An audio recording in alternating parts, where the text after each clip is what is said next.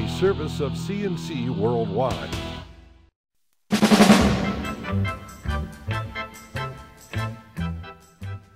The Daily is a service of CNC News and Jib Jab Greetings. I'm Bud Lowell, your full AccuWeather forecast right across the top of this and all CNC local news pages. Speaking of weather, the Rochester region recorded a lot of scattered minor damage from the high winds Sunday. The Rochester airport had a peak gust of 59 miles per hour, equivalent to what we got from Hurricane Sandy. Trees were blown over in Rochester, Henrietta, and Rush. No major power outages or anything like that. The National Weather Service says a big tree fell in Parrington, and Ontario County authorities say a tree fell onto a trailer in West Bloomfield. There's no report of anybody hurt. Cold air came riding in on the winds. It's going to be a lot colder this week.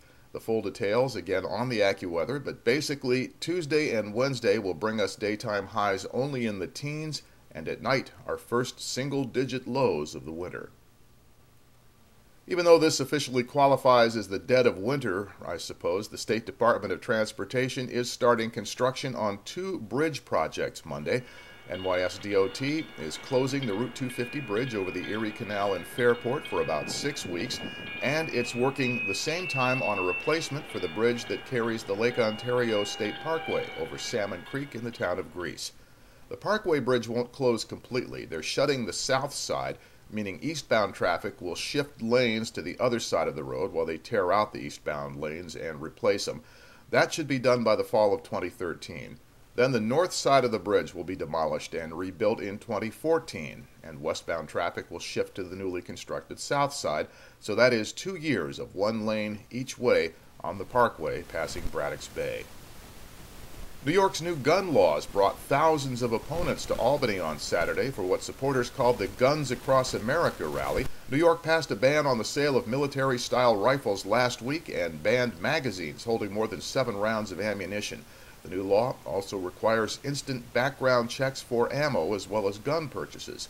The Albany protest was one of many organized in state capitals around the U.S. by people and organizations who believe this type of law takes away their rights without doing much of anything to prevent mass shooting incidents.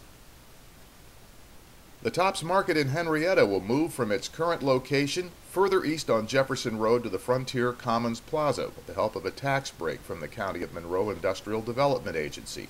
Comida has granted Tops a sales tax exemption on the $2.3 million it will spend on the project. Tops wants out of its current location at Jefferson and East Henrietta Road because it can't add a gas station there.